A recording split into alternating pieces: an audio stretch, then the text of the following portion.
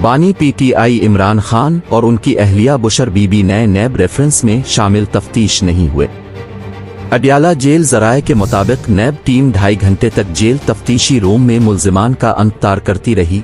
Jail इंतजामिया ने बानी पीटीआई और बुशर बीबी को मुतअद्दिद पैगाम भिजवाए। पैगामात के बावजूद दोनों तफ्तीशी टीम के सामने पेश नहीं हुए। जेल ज़राए का कहना है कि नैब टीम 2.5 घंटे इंतजार के बाद वापस लौट गई। नैब डिप्टी डायरेक्टर मुस्तनसर शाह ने दोनों से तफ्तीश करनी थी।